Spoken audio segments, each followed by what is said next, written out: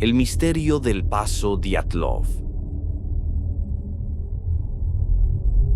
En enero de 1959, 9 excursionistas rusos, jóvenes, experimentados y bien equipados, emprendieron una travesía por los montes Urales.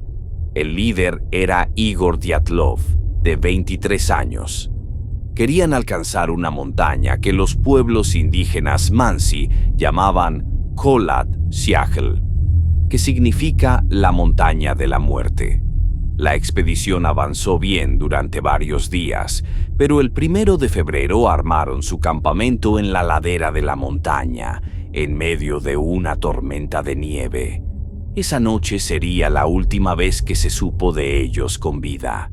Cuando no regresaron, se organizó una búsqueda. Semanas después, los equipos de rescate encontraron la tienda, rasgada desde dentro. Dentro había ropa, zapatos, provisiones, todo abandonado. Los excursionistas habían huido descalzos y medio desnudos en plena tormenta, con temperaturas bajo cero. A unos cientos de metros hallaron los primeros cuerpos, semidesnudos, con señales de hipotermia. Pero el horror creció con los siguientes hallazgos. Algunos tenían fracturas en el cráneo y las costillas, como si hubieran recibido un impacto brutal, pero sin heridas externas. Una mujer estaba sin lengua ni ojos. Varios cuerpos tenían la piel extrañamente oscurecida, como si hubieran sido expuestos a radiación. El caso conmocionó a la Unión Soviética. Los investigadores no encontraron explicación lógica. No había huellas de terceros, ni señales de lucha. La tienda estaba abierta desde dentro, como si ellos mismos la hubieran destrozado para huir. Los informes médicos eran contradictorios. Algunos murieron de frío, otros por traumas internos imposibles. El gobierno cerró el caso diciendo que fue causado por una fuerza natural desconocida.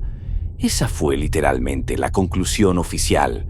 Desde entonces, las hipótesis abundan. Avalancha.